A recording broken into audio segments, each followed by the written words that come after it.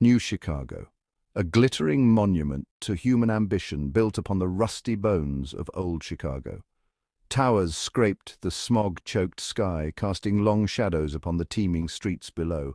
It was a city of whispers and shadows, a place where fortunes were made and lost on the turn of a card, the pull of a trigger. And ruling over this concrete jungle, from his penthouse suite atop the monolithic Xanadu Tower, was Don Marco DeLuca. Marco was a man born of contrasts. His tailored suits, cut from the finest Martian silk, could not hide the steely glint in his eyes, nor the barely concealed strength in his hands. Atop his desk, nestled amongst the holographic displays and antique firearms, sat a single perfect red rose, a reminder perhaps of a softer side hidden beneath the ruthless exterior of the city's most powerful man. Tonight, however, Don Marco's thoughts were far from the intricate dance of alliances and betrayals that constituted his daily life. A message, delivered by his most trusted lieutenant, crackled on his secure comm line. It spoke of a meeting, a clandestine rendezvous with a person of great importance in the heart of the abandoned industrial sector. A meeting that promised to plunge his meticulously crafted world into chaos. Marco tapped a command into his wristwatch, the face shimmering with holographic projections. His limousine, a sleek armored beast, purred to life in the garage below. Tonight, he would meet his destiny, and the fate of two worlds might hang in the balance. Across the sprawling metropolis, hidden amidst the rusting hulks of abandoned factories and the eerie silence of deserted warehouses, Princess Lyra of the Andromeda Galaxy adjusted the shimmering fabric of her disguise. Gone was the flowing, iridescent gown of her homeworld, replaced by the drab, utilitarian garb of a factory worker. Her normally vibrant violet eyes, capable of seeing a wider spectrum of light than any human, were dulled to a more mundane shade of brown by contact lenses. Lyra despised the deception, the need to hide her true nature from the humans she had come to understand, and even, dare she admit, admire. Yet the survival of her people, the very future of her lineage, depended on it. Her father, the king, had entrusted her with a mission of paramount importance, to secure an alliance with the enigmatic and powerful leader of New Chicago. Their two civilizations had been on a collision course for decades, their paths converging in this sector of the galaxy.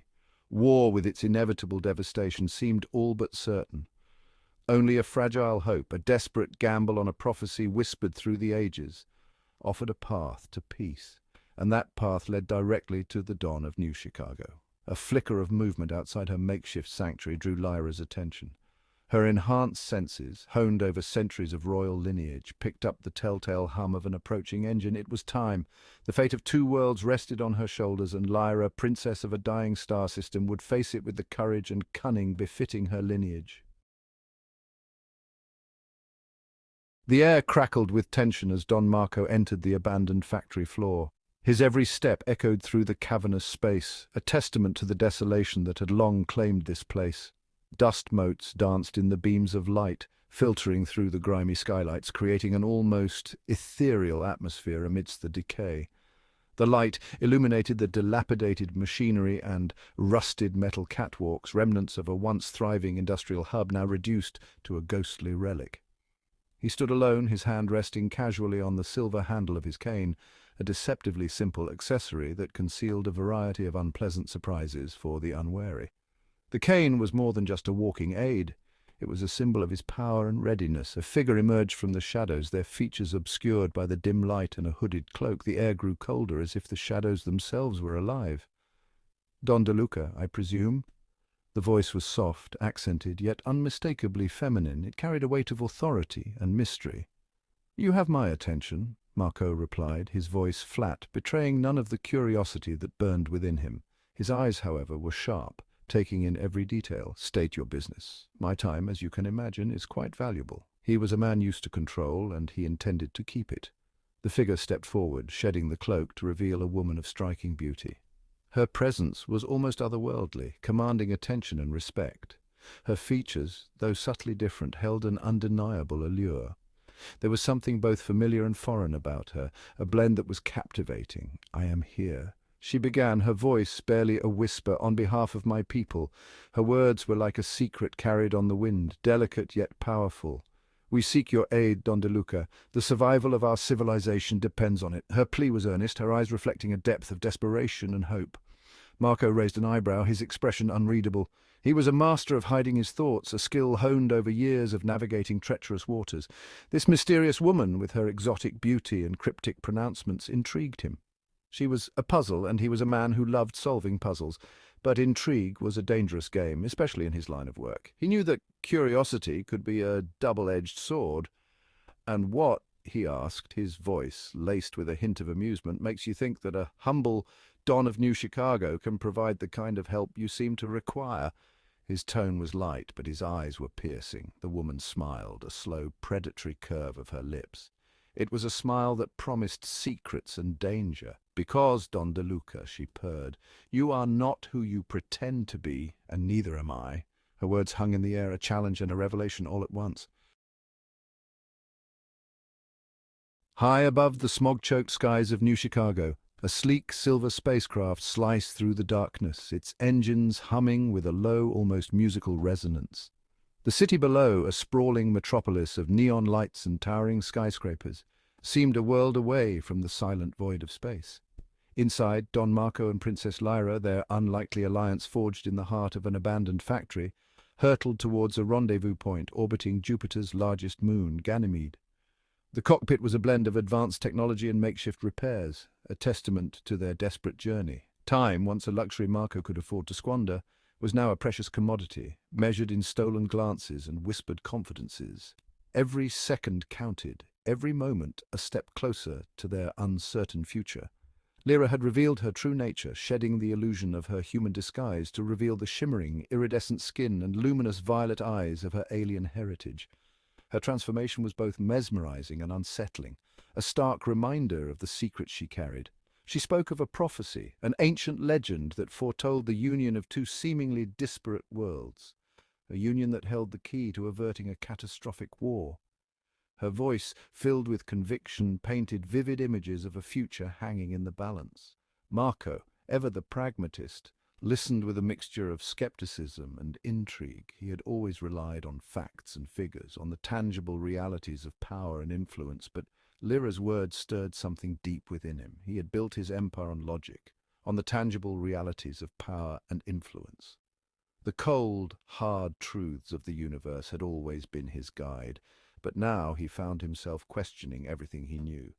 Yet there was something about Lyra, something in her eyes, that hinted at a truth far grander, far more dangerous than anything he had ever encountered. Her eyes, windows to a world beyond his understanding, held secrets that could change the course of history. Suddenly, alarms shrieked, bathing the cabin in a harsh red light. The sudden shift from calm to chaos was jarring, a stark reminder of the peril they faced. "Incoming projectiles!" Lyra shouted, her voice tight with urgency. "We're under attack!" Her words cut through the noise, a call to action that demanded immediate response. The ship lurched violently as a barrage of energy beams slammed into its shields. The impact reverberated through the hull, a physical manifestation of the danger they were in. Sparks erupted from the control panel as the pilot, a grizzled veteran of countless smuggling runs, fought to maintain control. His hands moved with practiced precision, but the strain was evident in his eyes. "It's the Krill!" he yelled over the din, his voice laced with fear. The name alone was enough to send a chill down Marco's spine. "They've been tracking the princess, the Krill, ruthless insectoid warriors known throughout the galaxy for their ruthlessness and insatiable hunger for conquest. Their reputation was one of terror and destruction. Ruthless insectoid warriors known throughout the galaxy for their ruthlessness and insatiable hunger for conquest. Their presence was a harbinger of doom, a sign that the stakes had never been higher. Lyra had warned him of their existence, their ancient vendetta against her people. Her warnings had seemed distant, almost abstract, but now they were all too real. But nothing could have prepared Marco for the cold terror that gripped his heart as he realized the true danger they were in. The reality of their situation was stark and unforgiving, a test of their resolve and their will to survive. Don Marco, his face etched with grim determination, unholstered the plasma pistol concealed beneath his jacket. The weight of the weapon was a familiar comfort, a reminder of countless battles fought and won. It was a weapon of exquisite craftsmanship, deadly at close range but useless against the Krill warships pounding their vessel with relentless fury. The intricate design and advanced technology were a stark contrast to the raw, brutal power of the enemy's ships. "We need to get out of here," he roared, his voice barely audible above the screeching alarms and the roar of exploding consoles. The bridge was a scene of chaos, with crew members scrambling to maintain control as the ship shuddered under the relentless assault. Lyra, her regal composure momentarily shaken, scrambled to her feet. Her elegant gown, now torn and singed, was a stark reminder of the dire situation they were in. "My escape pod is damaged," she cried, her violet eyes wide with panic.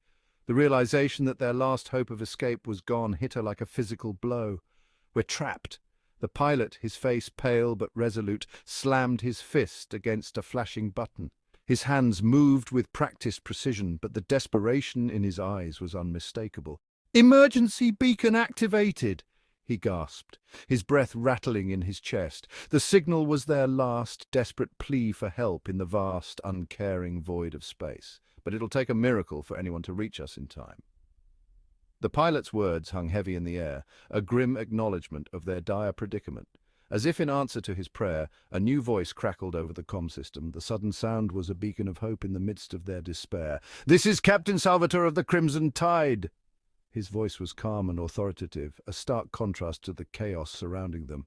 "We're receiving your distress signal." The words were simple, but they carried the weight of a lifeline thrown to a drowning man. "Hold tight, we're on our way." A surge of hope, unexpected and exhilarating, coursed through Marco. For the first time since the attack began, he allowed himself to believe they might survive. Salvatore, a notorious smuggler, a rogue with a price on his head and a reputation for daring rescues. His name was whispered in both fear and admiration across the galaxy.